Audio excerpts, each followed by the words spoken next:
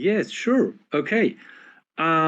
So I was lucky enough to have a digital copy of Story of Imperceptible Light for quite some time. So I had the opportunity to listen to it over and over again, and I must say I really, really love it. And I reckon it's one of the best efforts that you've ever produced, actually. And my first question would be, John, um, have you got a stable lineup now for Leviathan? I have the impression that actually with the musicians you have been working with on the last three albums, it's the first time in years that you've got a really good team on your side. Yeah, I wouldn't be able to keep doing it if I didn't. And I really look back, I wish I had access to these musicians going back to the 90s.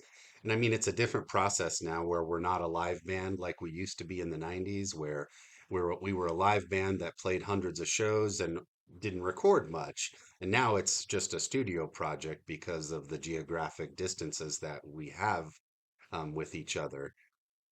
But yeah, being able to find Raphael back, I think in 2015, I found him on this website Air Gigs, since he's in Sao Paulo, Brazil. And then the drummer and other guitarists, they're in California. But the drummer's more of just a session guy. He plays with a lot of different people, but just being able to have access to those talents, and to be able to, I send them basically a skeleton of the song generated from what I program and write into the computer. And nowadays we actually do some, lay rough guitars down so that the drummer and the singer can hear more closely of what it's going to sound like. But yeah, Kyle's an amazing drummer, and everything that I send him, he sends me back, and it just blows me away with the actual tracks. And then Raphael's such a talented musician. Even he contributed some guitar work on this album, just since he's an amazing guitarist. We're like, well, let's have him include as much of what he wants. And I mean, Kyle is really great. He's also a very young guy, isn't he? Yeah, I think he's late 20s now, and he's Hmm. married and has got a kid. Um, All but right. Yeah, cool. yeah, Just like yourself. So you also have yeah, more in common than only the music, right? yeah. I mean, quite a big generational gap. You said that John Sellers is also very, very important part of Leviathan now. So, Yeah. what can you tell us about him? Um, he's somebody I met back when we were kids in high school. He's about 5 years younger than me. But since he never went through the band process, he ended up getting married and had a kid really early and then just went into business. And that's what he had really focused on. And so he always played guitar and played cello, but never in a band situation. So he never got burned out or got caught up into the business side of it to burn him out like I did. But yeah, so John always sends me little riffs that he works on, and then I'll structure those together and then, add my own stuff to it and make what will be a skeleton of a song. And then once we have a couple of those strung along, then that's when we'll send it to Kyle to start getting some drums on there. But Okay, without his inspiration and keeping me going, I would have given up a long time ago. So it's great to excellent. So, to have so he, somebody else that's contributing and is invested in it. all right, and also very, very early in the development process then of the songs and of the actual album. Yeah.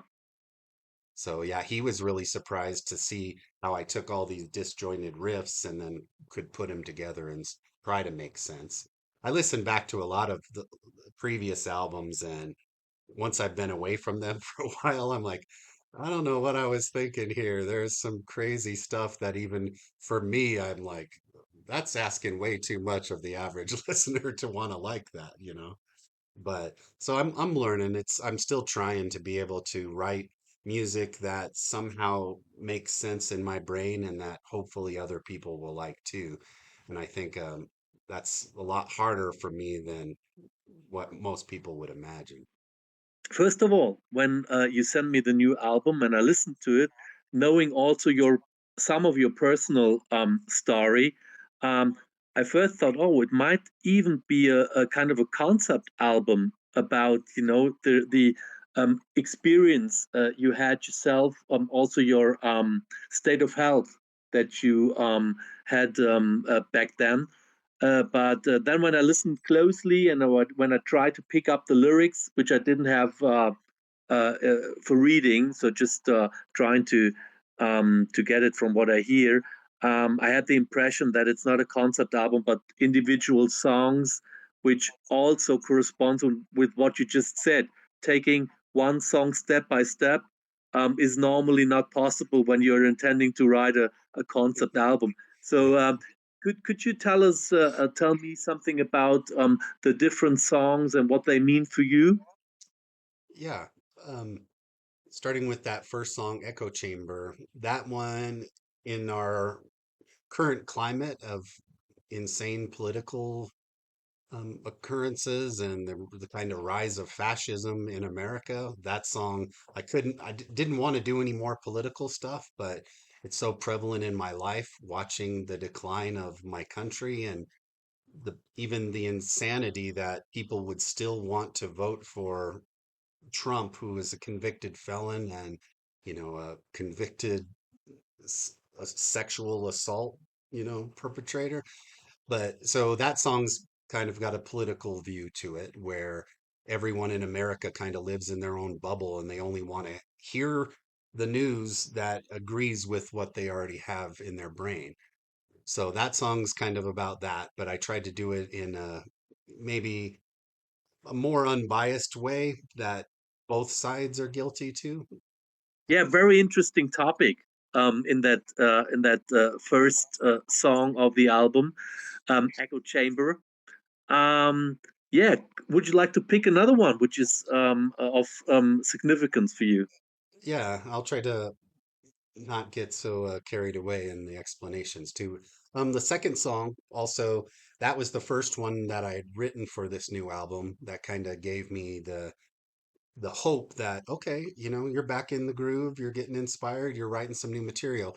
But that song actually was going to be called Trademark, and that song I had written even a few years before this, where I've went through a few legal entanglements with all these other bands around the world who are incapable of Googling, is there a band called Leviathan?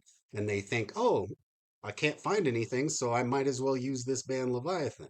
So that song was really a bitter, angry song.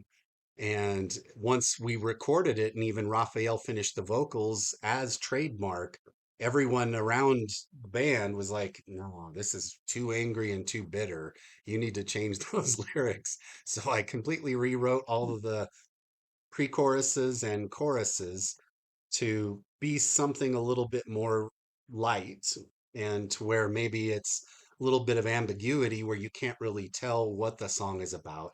The verses still are the same as what they were before. So if you listen to the verses, I think they are pretty aggressive and angry and show how much this is important to me.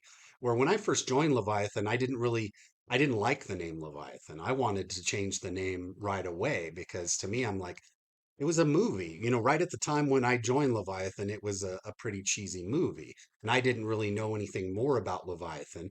But I respected Ron. He chose that name because Harry Tyrant Conklin, from Titan Force and Jack Panzer, he was in a band Satan's Host back then, and his stage name was Leviathan. And so Ron was like, "Oh man, it's such a powerful word, it just means this beast." And so we're like, "Okay." But now, I'm 35, 40 years into this thing and Leviathan has just become synonymous with my own name. So when someone's trying to steal your name or take some type of credit from what all the work you've put in, it's kind of hard not to be pissed off about that. And so that's the impetus of that song is being angry about people trying to use the name Leviathan who I don't feel they deserved it because they haven't been pouring their blood, sweat, and tears into this since 1990. It's my favorite song. I love the chorus, the way Raphael also sings it. Just goosebumps, just talking about it. Yeah, it's What beautiful song. for light caressing screams? Yeah. Oh, okay.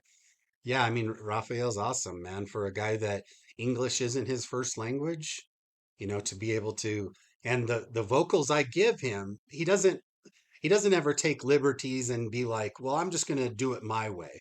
He definitely follows exactly the rough vocal I send him. And I'm not that great of a singer, but the fact that he can understand exactly what I'm trying to do when my notes aren't quite perfect, and he still captures exactly what was in my brain, of what I wanted.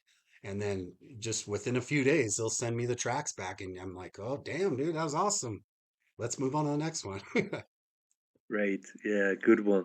Yeah, sorry for interrupting, but No, it's just okay. had to give you that feedback. And Vanishing Point, it was a new tune. I really like the music.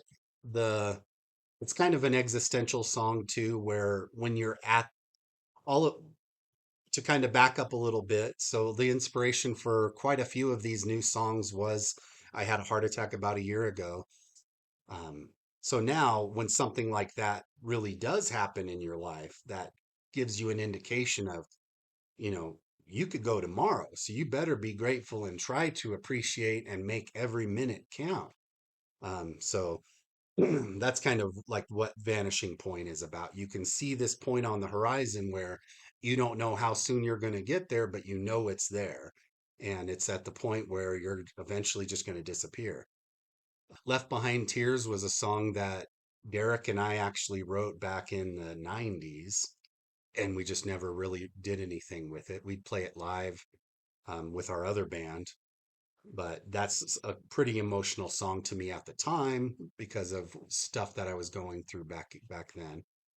And then Life to Lose, that's one of my favorite songs on the album, and that's directly kind of about facing mortality after my heart attack and the thought of making your moments count here and then what you leave behind for your children and your wife, And then the next song, In Our Lifetime, that's kind of about just sitting back and wanting to change so much about the world and feeling powerless.